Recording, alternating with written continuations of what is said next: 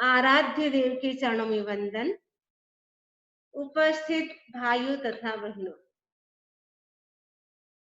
आज हम चर्चा करेंगे गोत्र कर्म और अंतराय कर्म। गोत्र कर्म क्या है? गोत्र यानी कुल।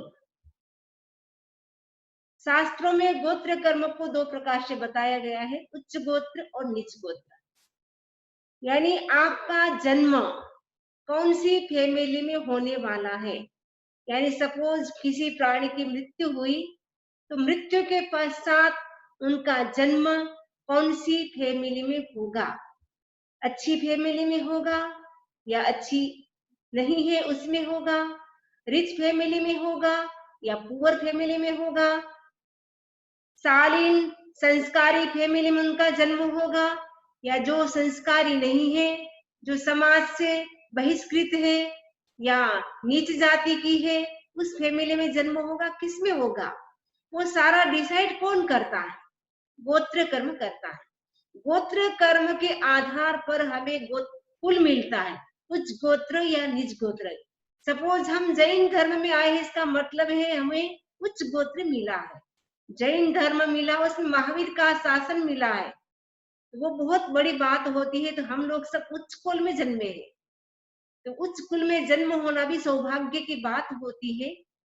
ये उच्च गोत्र कर्म का बंधन कैसे होता है और नीच गोत्र कर्म का बंधन कैसे होता है?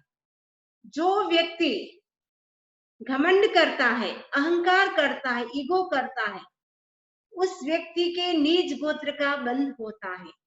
जो व्यक्ति विनम्र होता है, दूसरों की प्रशंसा करता है, दूसरों की तारीफ करता है, दूसरों का रेस्पेक्ट करता है, उस व्यक्ति को उच्च गोत्र कर्म का बंध होता है। जो व्यक्ति केवल स्वयं की प्रशंसा करता है, दूसरों की निंदा करता है, दूसरों का तिरस्कार करता है, अपमान करता है, उससे नीच गोत्र कर्म का बंध होता है। तो जो अहंकार होता है वो नीच गोत्र बंध का कारण बनता है। जो विनम्रता होती है, नम्रता होती है, वो उच्च गोत्र कर्म बंध का कारण बनती है। तो ठाणंग सूत्र में अहंकार के 8 प्रकार बताए गए हैं। और इससे पहले हम जाने ये जो गोत्र कर्म है वो कैसे है, किसकी उपमा दी गई है। तो गोत्र कर्म को पोटर की उपमा दी गई है। आप देख रहे हैं पोटर, जैसे पोटर होता है वो छोटे बड़े बहुत सारे प्रकार के बर्तन बनाता है, कभी छोटा घड़ा बनाता है, कभी बड़ा घड़ा बनाता है। ये जो पोटर है वो डिफरेंट डिफरेंट घड़े को बनाता है। वैसे ही ये जो उच्च गोत्र कर्म है, ये जो मतलब गोत्र कर्म है, उसके आधार पर कभी व्यक्ति उच्च कुल में जन्म ले लेता है, कभी नीच कुल में जन्म ले लेता है। तो गोत्र कर्म के आधार पर उसको गोत्र मिल जाता है, कभी उच्च गोत्र कभी नीच गोत्र। जैसे कुम्हार है वो बहुत सारे घड़े बनाते हैं, तो कुछ घड़े ऐसे होते हैं जिसमें घी रखा जाता है, कुछ घड़े ऐसे होते हैं जिसमें कोयले रखे जाते हैं, कुछ घड़े ऐसे होते हैं जिसमें मिर्ची रखी जाती है। तो जिसमें घी रखा है, अच्छी चीजें रखी है, उस घड़े का आप बड़ा ध्यान रखेंगे, लेकिन जिसमें ऐसी वैसी चीज रखी है उसका आप ज्यादा ध्यान नहीं देंगे। वैसे ही उच्च गोत्र में जिसका जन्म होता है उसका सब जगह रिस्पेक्ट होता है, सम्मान होता है और उसका विकास भी अच्छा होता है। ये जो गोत्र कर्म है कुम्हार के समान है, और वो उसका बंधन कैसे होता है? 8 प्रकार के हैं गोत्र कर्म बंध के, यानी जो मद है उसके 8 प्रकार बताए गए हैं। तो 8 प्रकार का मद है। तो सबसे पहला होता है जाति का मद। जाति का मतलब है मैं, मेरी जाति है बहुत अच्छी जाति है। तो जाति का मद किसने किया था? जाति का मद हरिकेशी चंडाल ने किया था। पूर्व जन्म में वो ब्राह्मण थे, ब्राह्मण जाति का बड़ा घमंड था कि मैं ब्राह्मण जाति का हूँ, मेरे जैसी उच्ची जाति किसी की नहीं है। तो घमंड किया, परिणाम क्या हुआ? उनको चंडाल कुल में उत्पन्न होना पड़ा। जिस जिस वस्तु का हम घमंड करते हैं वो वस्तु हमें नहीं मिलती है अगले जन्म में। कुल का मद किसने किया था? कुल का मद किया था भगवान महावीर का जो जीव जब मरीचि के भाव में था, मरीचि का भाव जब था उस समय उन्होंने कुल का वध किया था। क्यों किया था? क्योंकि भगवान ऋषभ ने कहा था कि मरीचि है वो प्रथम वासुदेव होगा, चक्रवर्ती होगा और अंतिम तीर्थंकर होगा। जैसे ही ये बात मरीचि ने सुनी, उस समय वो उछलते हैं, कूदते हैं, नाचते हैं, सोचते हैं कि मेरा कुल कितना सौभाग्यशाली है। मेरे दादा यानी भगवान ऋषभ प्रथम तीर्थंकर, मेरे पिता भरत चक्रवर्ती प्रथम चक्रवर्ती, मैं इस अवसर काल का प्रथम वासुदेव बनूंगा, फिर मुका नगरी में चक्रवर्ती भी बनूंगा और अंतिम तीर्थंकर भी बनूंगा। उस समय कुल का मद करके नीच गोत्र कर्म का बंधन किया। परिणाम स्वरूप उनको ब्राह्मण कुल में आना पड़ा। यानी जो तीर्थंकर होते हैं वो हमेशा क्षत्रिय कुल में ही जन्म लेते हैं, कभी भी याचक कुल में उनका जन्म नहीं होता है।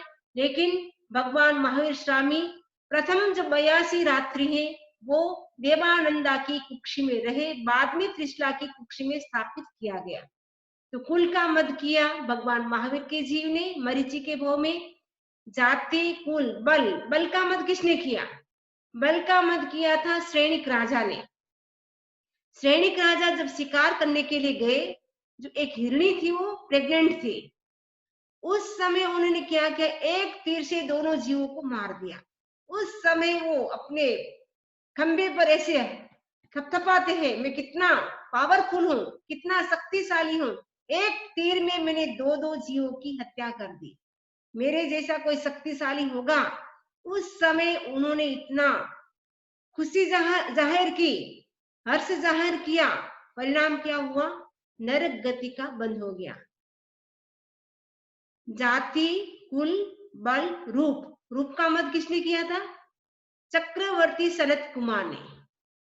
चक्रवर्ती सनत कुमार के रूप की प्रशंसा देवलोक में इंद्र महाराज ने की। जैसे ही इंद्र महाराज ने कहा, मनुष्य क्षेत्र में भी देव के जो रूप होते हैं उससे भी ज्यादा रूपवान है मनुष्य लोक में सनत कुमार चक्रवर्ती। तो देवों ने सोचा हम लोग रूपवान होते हैं, मनुष्य क्या इतने रूपवान हो सकते, इतने सुंदर हो सकते हैं? हमको नहीं पता, हम नहीं मानते हैं आपकी बात को, हम उनकी परीक्षा लेंगे, परीक्षा लेने के बाद ही हमें पता चलेगा, हम देखने जाएंगे, देखने देखने के बाद हम आपकी बात को एक्सेप्ट करेंगे। तो दो देव ब्राह्मण का रूप बना करके आते हैं और चलते चलते वो उन्होंने क्या किया, अपने गले में जूते की माला पहन ली और जैसे ही चक्रवर्ती का घर आता है, बाहर जो गार्ड खड़े थे, गार्ड से कहा हमें चक्रवर्ती से मिलना है। तो कैसे आप नहीं मिल सकते हैं? तो देखो हम जब बचपन से चलना शुरू किया था, चलते चलते बूढ़े हो गए, इतने जूते घिस दिए, तब जाकर के हम यहाँ पहुंचे हैं, इसलिए हमको रोको मत। तो ठीक है, हम आज्ञा ले लेते हैं, परमिशन ले लेते हैं। चक्रवर्ती से कहा आपसे कोई मिलना चाहते हैं। दो ब्राह्मण है, बहुत बेचारे बहुत वर्षों से चलते चलते अब पहुंचे हैं, बूढ़े भी हो गए हैं, बहुत चप्पल भी घिस गए हैं। तो चक्रवर्ती ने कहा अच्छा ऐसी बात है, तो उनको आने दिया जाए। तो जैसे ही वो आए, जैसे ही चक्रवर्ती के रूप को देखा, सनत कुमार चक्रवर्ती का रूप देखा, देखते ही कहा जैसी प्रशंसा इंद्र महाराज ने की थी वैसा ही रूप आपका है। उस समय चक्रवर्ती ने क्या कहा, अभी तो मैं नींद से उठा हूँ, सुबह सुबह जब नींद से उठते हैं, नाइट ड्रेस पहनी होती है, तब थोड़ा चेहरा अच्छा नहीं लगता है, जब हम तैयार होते हैं, स्नान करते हैं, उस समय अच्छा होता है चेहरा। तो चक्रवर्ती ने कहा अभी मेरा कोई रूप नहीं है, मेरा रूप तो तब देखना जब मैं सज धज करके सिंहासन पर बैठूं, स्नान करके सज धज करके मैं जब सिंहासन पर बैठूंगा तब मेरे रूप को देखना, अभी मेरा कोई रूप नहीं है। ब्राह्मणों ने कहा ठीक है। अब जब तैयार होकर के राजसभा में गए, सिंहासन पर वो बैठ जाते हैं। बैठने के बाद कहा उन ब्राह्मणों को बुलाओ जो मेरे रूप को देखने के लिए आए हैं। दोनों ब्राह्मणों को बुलाया गया, अब देखो मेरा रूप। चक्रवर्ती ने कहा, ब्राह्मणों ने सिर हिला दिया, अब आपका रूप नहीं रहा। चक्रवर्ती ने कहा क्यों नहीं, अभी तो मैं बहुत सुंदर लग रहा हूँ, देखो मैं कितना सज धज करके कितनी नई पोशाक पहन के आया हूँ। ब्राह्मणों ने कहा अभी आपके रूप वो जैसा था पहले जैसा नहीं रहा, अगर आपको विश्वास नहीं होता तो एक आप सोने का थाल मंगाइए। सोने का थाल मंगाया गया, उसमें कहा आप थूकिए। जैसे थूका, कीड़े किलबिलाने लगे, इतने सारे कीड़े। और कहा अब आपके शरीर में एक साथ भयंकर 16 रोग उत्पन्न हो गए। एक रोग भी शरीर में हो जाता है, उससे भी कितनी वेदना होती है। एक साथ 16 रोग उत्पन्न हो गए। क्यों? क्योंकि रूप का अहंकार किया। इसलिए कभी भी किसी चीज का अहंकार नहीं करना चाहिए। जाति, कुल, रूप, तप, तप का अहंकार करते व्यक्ति, तपस्या का भी अहंकार करते, मैं तपस्वी हूँ, मेरे जैसा कोई तपस्वी नहीं है। तो तपस्या का भी अहंकार करने से अगले जन्म में हम तप नहीं कर पाते।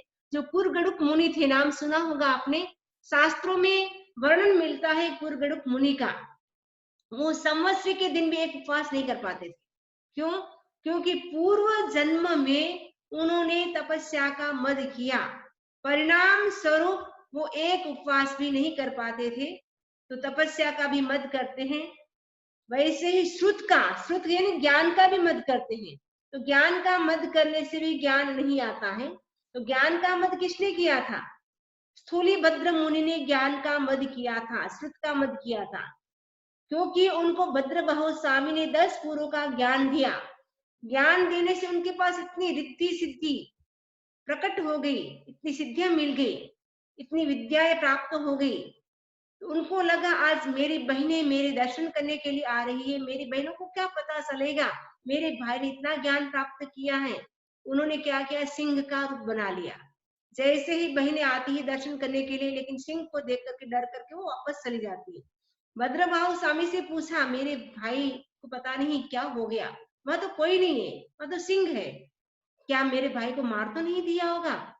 भद्रबाहु स्वामी ने कहा चिंता मत करो, अब वापस जाओ, आपको अपने भाई को मिलना हो जाएगा, आपके दर्शन हो जाएंगे। जैसे ही वो कंसित भाई ने स्थूली भद्रम स्वामी थे, वो विराजमान थे। बहनों ने कहा आपने ये रूप कैसे बना लिया? तो मैंने इतना ज्ञान प्राप्त कर दिया जिसके कारण मैं रूप भी बना सकता हूँ।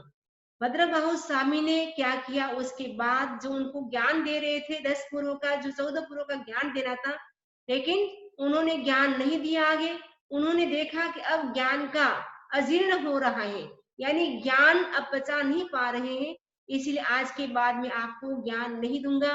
केवल 10 पुरों का अर्थ सहित दिया और 4 पुरों का केवल अर्थ मीनिंग नहीं दिया, केवल उनको शब्द का ज्ञान कराया, लेकिन उसका अर्थ नहीं समझाया। तो श्रुत का ज्ञान, जो ज्ञान का अहंकार किया था स्थूलिभद्र मुनि ने। जाति, कुल, बल, रूप, तप, श्रुत, लाभ, लाभ का अहंकार किया था ढंढन मुनि ने। तो ढंढन मुनि ने अहंकार किया, परिणाम स्वरूप उनको जीवन भर अपनी लब्धि का आहार नहीं मिला। और जाति, कुल, बल, रूप, तप, श्रुत, लाभ और ऐश्वर्य, लास्ट है ऐश्वर्य। ऐश्वर्य का मत किसने किया था? दशाण भद्र राजा ने। दशाण भद्र राजा ने अहंकार किया था, लेकिन उन्होंने सोचा आज मुझे ऐसे रिद्धि सिद्धि के साथ भगवान महावीर के दर्शन करने के लिए जाना है। आज तक कोई इतने ठाट बाट के साथ नहीं गया है। तो ठाट बाट के साथ वो जा रहे थे।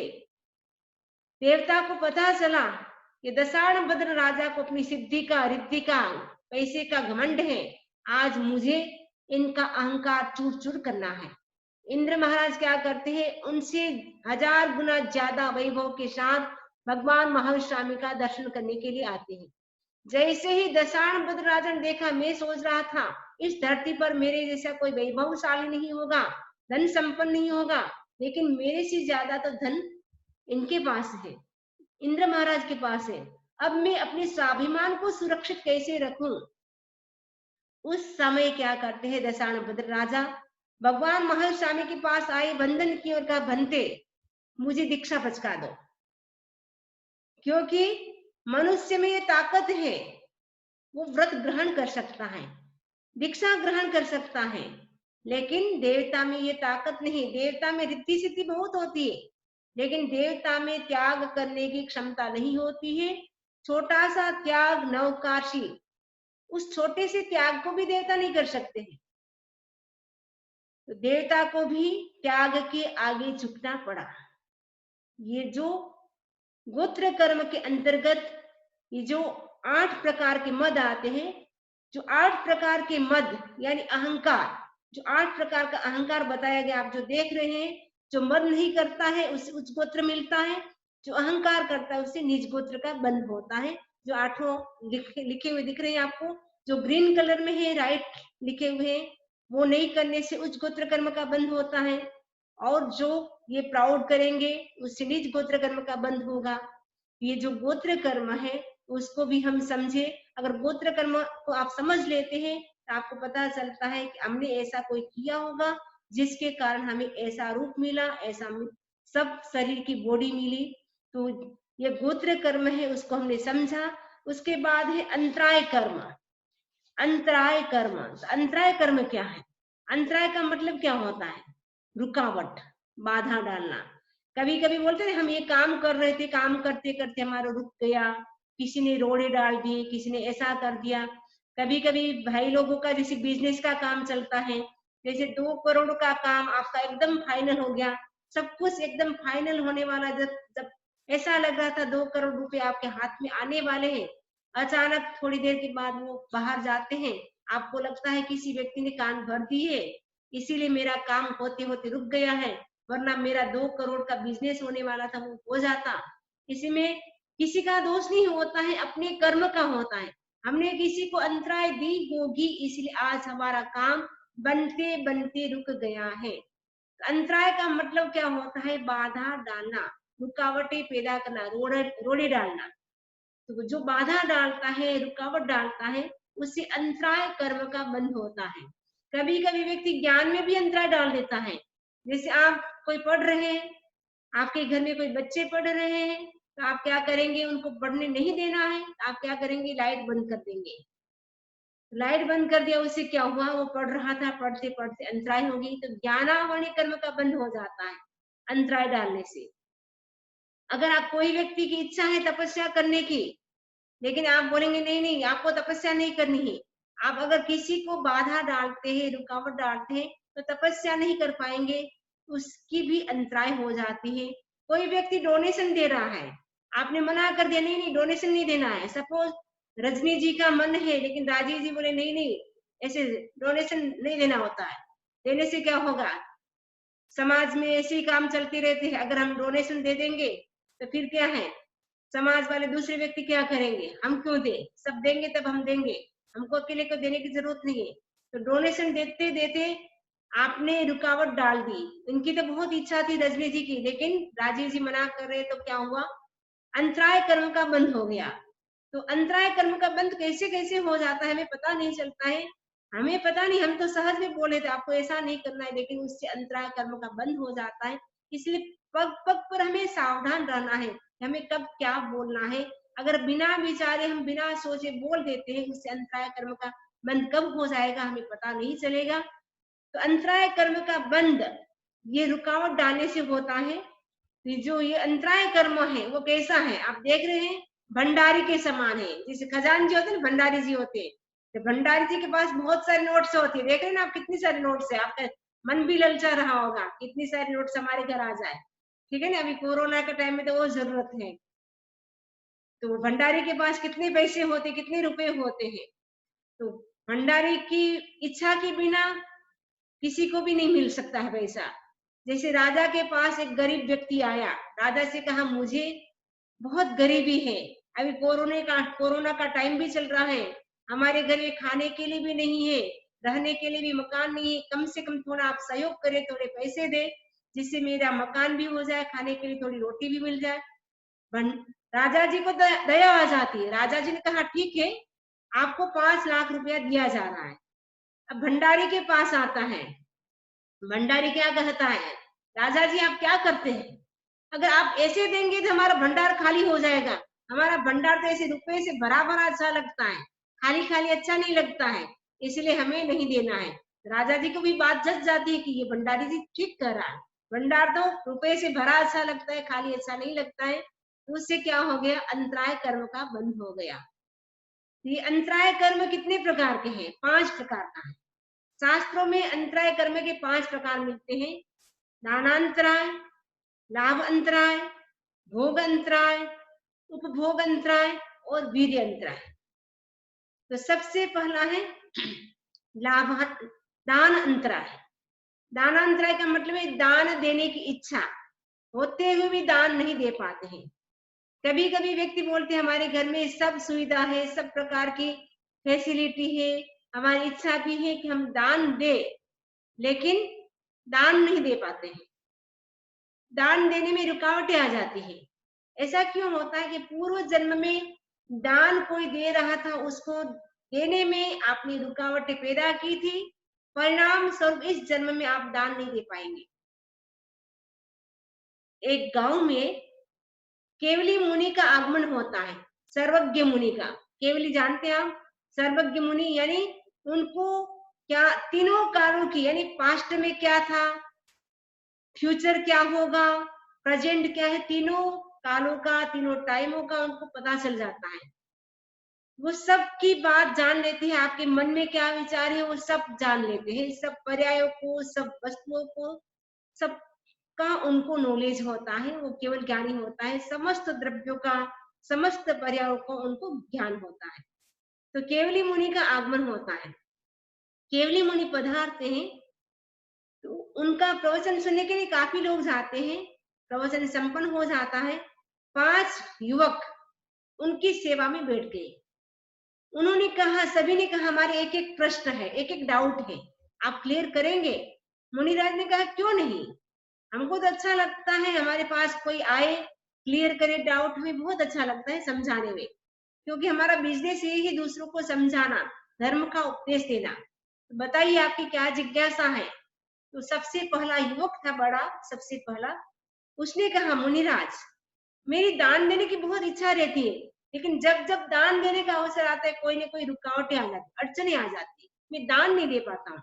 एक बार तो मैं भावना भाव करके महाराज को घर लेकर के भी आ गया, घर में सारी वस्तु देने योग्य थी महाराज को, और मैं भी शुद्ध था, वस्तु भी शुद्ध थी। जैसे ही मैंने दान देना शुरू किया, महाराज ने पात्र भी हाथ में ऐसे किया, लेकिन अचानक क्या होता है, पक्षी उड़ते उड़ते आता है, मेरे सिर पर हरियाली का जो होता है ना तिनका, वो डाल दिया। तो साधु को जब हरियाली हो जाती है, उससे असुस्थता हो जाता है, दान नहीं ले पाते। तो दान देने की इतनी इच्छा होती भी मैं दे नहीं पाए, उसका क्या कारण? मुनिराज ने कहा उसके लिए आपको पूर्व जन्म सुनना होगा। तो बताइए मैं पूर्व जन्म में क्या किया?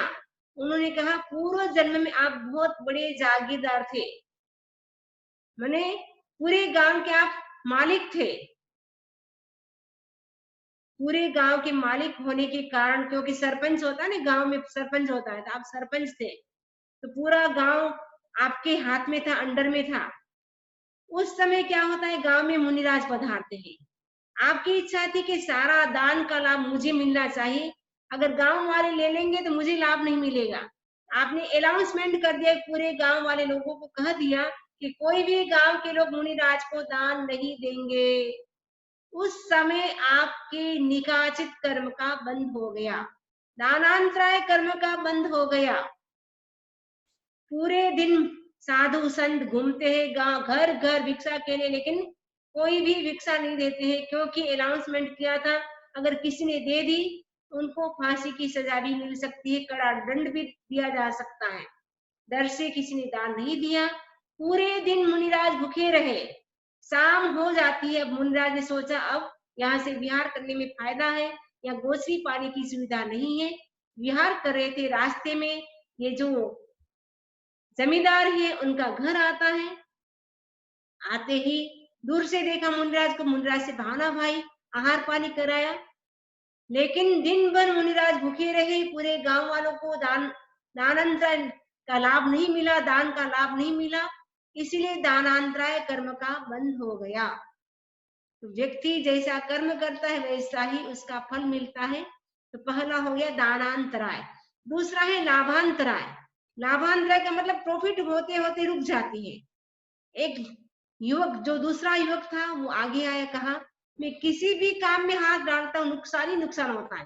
कई लोग होते बिजनेस करते हैं, बहुत प्रॉफिट ही प्रॉफिट होता है, कई लोग ऐसे होते हैं जो भी बिजनेस शुरू करते हैं, एक बिजनेस नहीं चला तो दूसरा शुरू किया, दूसरा नहीं चला तीसरा शुरू किया, आगे से आगे मैं नए नए बिजनेस शुरू करता हूँ, मेहनत भी बहुत करता हूँ, सब कुछ है, दिशा भी सही है, वास्तु शास्त्र के हिसाब से हमारी दुकान भी है, सब कुछ है, ऑफिस भी बराबर है, मैं पूर्व दिशा में मुंह करके बैठता हूँ, काउंटर भी सही है, रेट भी समान है, जो दूसरी दुकान में रेट है वही मेरे दुकान में भी रेट रखता हूँ, लेकिन मेरी दुकान में कोई ग्राहक ही नहीं आते हैं, पास वाली दुकान में इतने सारे कस्टमर होते हैं, लेकिन मेरी दुकान में पूरा दिन में बैठे रहता हूँ, एक भी ग्राहक नहीं आता है, मुझे कोई भी लाभ नहीं मिलता है, नुकसान ही नुकसान होता रहता है, मैं इतने घाटे में चल रहा हूँ, बात क्या है?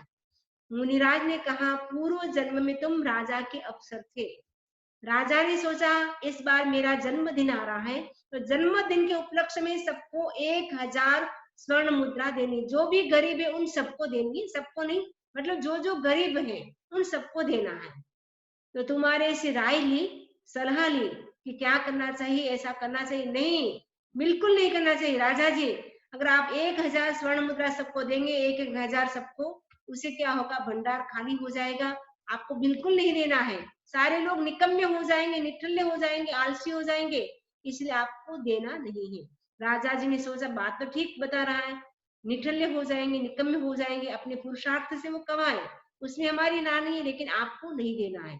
आपने अंतराय डाली, सबको 1000 स्वर्ण मुद्राएं मिल रही थी, यानी $1000 सबको मिल रहा था, लेकिन आपने क्या कर दिया, अंतराय डाल दी, इसीलिए अब वर्तमान समय में आपको लाभ नहीं मिल रहा है, जो भी बिजनेस करते, जो भी काम करते, आपको नुकसान ही नुकसान होता है, क्योंकि गरीब लोगों को मिल रहा था $1000, उसमें आपने बाधा डाल दी, इसलिए आपके लाभ अंतराय कर्म का बंद हो गया।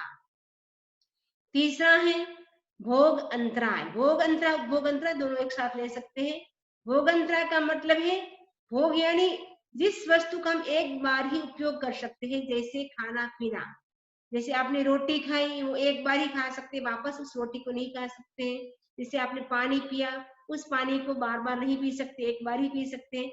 तो खाने पीने की जो वस्तु होती है उसका हम एक बार भोग कर सकते हैं, लेकिन जो फर्नीचर है उसका हम बार बार भोग कर सकते हैं, ड्रेसेस है उसका हम बार बार भोग कर सकते हैं।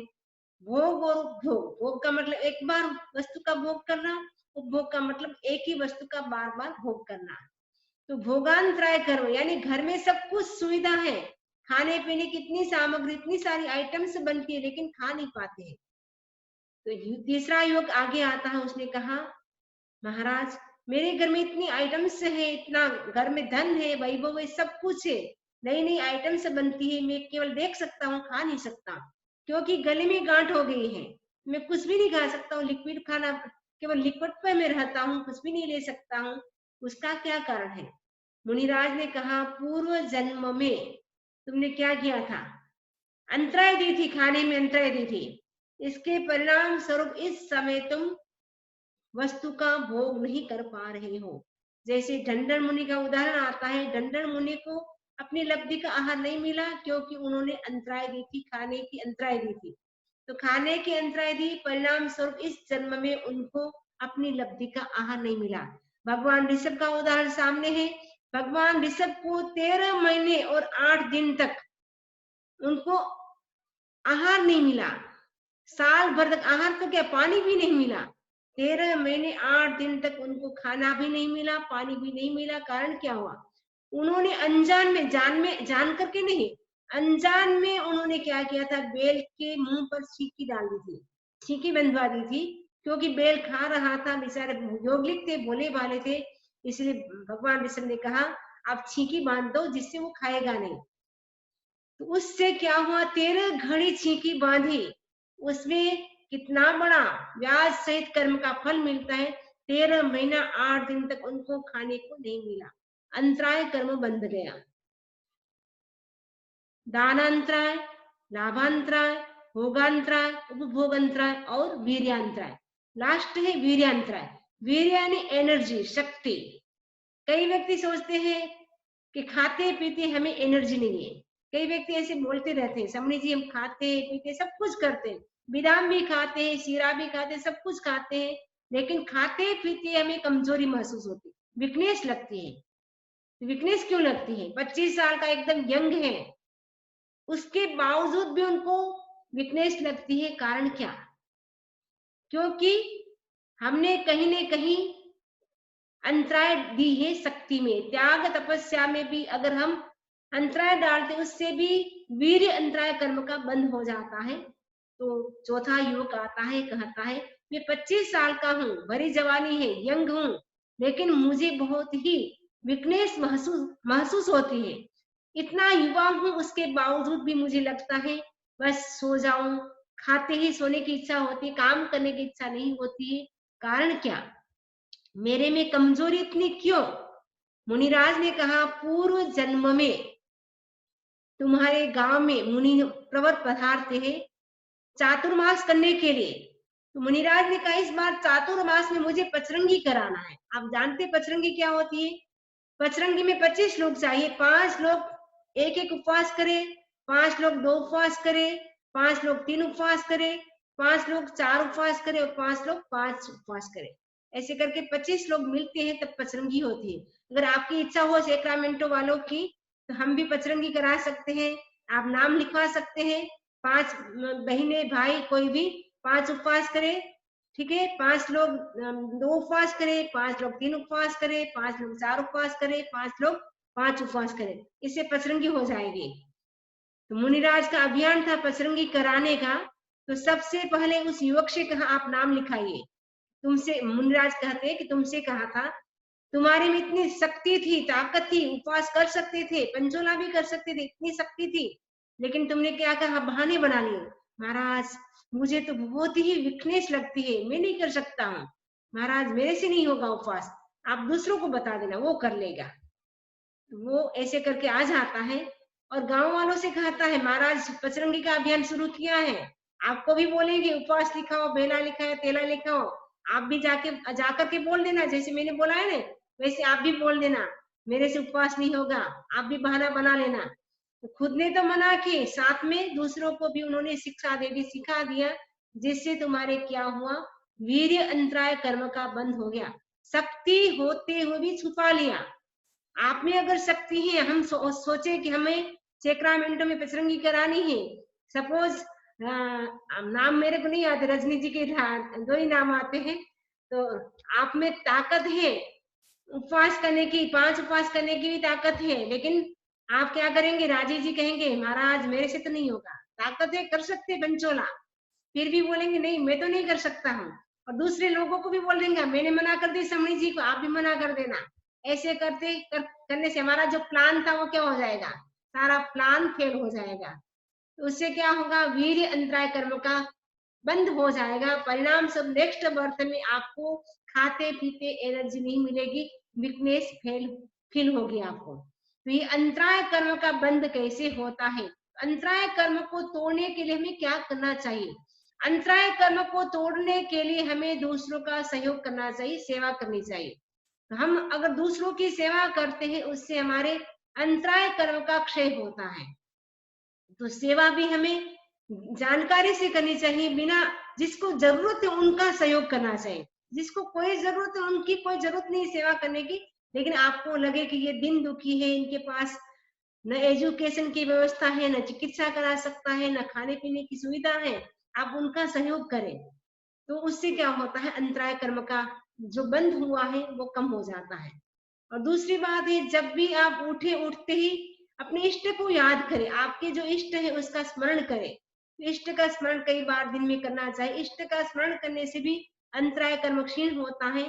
तीसरा है नमस्कार मंत्र का, प्रतिदिन आप नमस्कार मंत्र का जाप करें। जितना भी आपके पास टाइम है, 5 मिनट, 10 मिनट, 15 मिनट, आप संकल्प कर ले कि प्रतिदिन में, एवरी डे 15 मिनट में नवकार मंत्र का जप करूंगा। नवकार मंत्र का जप करने से भी अंतराय कर्म क्षीण होता है, क्योंकि नवकार मंत्र इतना पावरफुल है। उस मंत्र के प्रभाव से विघ्न बाधाएं सब दूर हो जाती हैं।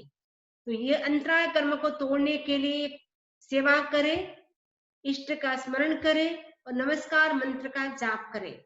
और किसी को भी रुकावट न डालें। कोई काम करता हो, उसको नहीं बोलना है कि आप ये मत करो, आपको ऐसा नहीं करना है, जानबूझ करके नहीं करना। आप उसके हित के लिए कहें, वो अलग चीज है, लेकिन जानबूझ करके इसका नुकसान हो जा वो करे नहीं, इसका यश हो जाएगा, ये तपस्वी कहलाएगा, ये धनी कहलाएगा। आपके मन में ईर्ष्या के भाव से आप अगर दूसरों को रुकावट डालते हैं, उससे अंतराय कर्म का बंध होगा। अगर आपके घर में बच्चे हैं वो समझते नहीं है तो आपको बोलना पड़ेगा ये करना चाहिए, नहीं करना चाहिए। लेकिन ईर्ष्या से आप कहते हैं, उससे अंतराय कर्म का बंध होता है। तो आज हमने समझा कि अंतराय कर्म का बंध ये कैसे होता है। ये जो 5 कारण आपको दिखाई दे रहे हैं, ये 5 कारण मैं आपको बता दिए अंतराय कर्म के। अब हमने जो कर्म बंध किए हैं उससे हम मुक्त कैसे हो सके। तो कर्म बंध से मुक्त होने के लिए 3 पाथ बताए गए हैं। तो सबसे पहला है फेथ इन इनर सेल्फ, यानी सम्यक दर्शन। अपनी आत्मा में विश्वास करें, अपनी आत्मा में विश्वास करें कि मेरी आत्मा नित्य है, शाश्वत है, अजर है, अमर है, ऐसा विश्वास करें। दूसरा है कि नॉलेज है मेरी आत्मा में, यानी मेरी आत्मा अनंत ज्ञान संपन्न है। सम्यक दर्शन, सम्यक ज्ञान और सम्यक चारित्र, ये 3 रास्ते हैं, 3 मार्ग है कर्म से मुक्त होने का। यानी आपको मोक्ष की प्राप्ति करनी है, ये 3 मार्गों पर आपको चलना होगा।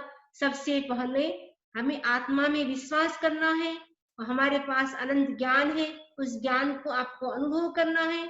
उसके बाद ये तीसरा है, उसमें आपको क्या करना है, चारित्र को स्वीकार करना है। यानी चारित्र 2 प्रकार का होता है, एक श्रावक का होता है, एक साधु का होता है। तो साधु के जो 5 महाव्रत होते हैं उसका पालन कर सके तो वो करे, अगर वो नहीं कर सकते हैं तो श्रावक के जो 12 व्रत हैं उसको आप स्वीकार करें, जिससे ये जो मोक्ष का मार्ग है नजदीक होगा। ये जो अनंत काल के जो कर्म बंधन हमारी आत्मा पर हो रहे हैं, अनंत काल से कर्म चिपके हुए हैं, अनंत कर्म प्रदेश, उन कर्मों से हम हल्के हो सकते हैं, मुक्त हो सकते हैं। तो कर्म से मुक्त होने के लिए हम सम्यक दर्शन, सम्यक ज्ञान और सम्यक चारित्र का पालन करें, तभी यह हमारा अंतराय कर्म, गोत्र कर्म, सारे कर्म नष्ट हो जाएंगे। सारे कर्मों से मुक्त हो गए तो सारे कर्म नष्ट हो जाएंगे। इनमें जो 8 कर्म हमने बताए उनमें 4 कर्म तो घाती कर्म है, 4 कर्म है वो अघाती कर्म है। घाती कर्म इसीलिए कहा क्योंकि वो आत्मा के गुणों को नाश करता है, नष्ट करता है, घात पहुंचाता है। आत्मा के 8 गुण हैं, एक एक गुण नष्ट होता है, एक एक गुण प्रकट होता जाता है, एक एक कर्म नष्ट होता जाता है, एक एक गुण प्रकट होता है। जैसे ज्ञानावणी कर्म क्षय होगा तो केवल ज्ञान की प्राप्ति होगी, दर्शनावणी कर्म क्षय होगा तो केवल दर्शन की प्राप्ति होगी। वैसे वैसे एक एक कर्म जैसे जैसे नष्ट होता जाएगा, वैसे वैसे आत्मा के जो 8 गुण हैं वो एकदम प्रकट होते जाएंगे। तो 4 कर्म घाती है, ज्ञानावरणीय, दर्शनावरणीय, मोहनीय और अंतराल। 4 कर्म अघाती है, वेदनीय, नाम, गोत्र, आयुष्य। ज्ञानावणी, दर्शनावणी, मोहनीय और अंतराल, ये 4 कर्म तो घाती है। शेष 4 कर्म है वेदनीय, नाम, गोत्र और आयुष्य, ये 4 कर्म अघाती है। यानी वो बॉडी से, समाज से संबंधित रखते हैं, वो आत्मा के गुणों को घात नहीं पहुंचाता है। तो ये हमने 8 कर्मों की चर्चा संक्षेप में समझी, और लंबी चौड़ी चर्चा तो बहुत महीनों तक चल सकती है, लेकिन जिष्ट जिष्ट मैंने आपको बता दिया है हम कर्मों से कैसे बचे। तो उसके लिए कल महापर्व प्रारंभ हो रहा है। तो महापर्व हमें संदेश देता है, आप जागो, उठो, अनंत काल से सोए हुए हो, अपनी शक्ति को पहचानो। हमारे भीतर कितनी शक्ति है, इनफाइनाइट, हमारे भीतर इतनी शक्ति है, उस शक्ति को आप जागृत करो। अब सोने का समय नहीं है, जागने का समय आ रहा है। तो कल से महापर्व प्रारंभ हो रहा है।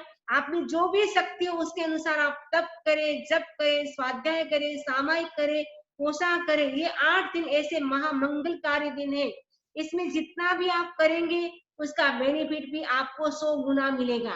ऐसे नॉर्मल दिन में आप जो तपस्या कर दो उतना लाभ नहीं होता है, लाभ तो होता है, लेकिन जितना परिश्रम के दिनों में करेंगे उसका वो 7 गुना फल मिलेगा आपको। जो भी करेंगे, तपस्या करेंगे, जो भी करेंगे, सामायिक करेंगे, उसका लाभ ज्यादा आपको मिलेगा।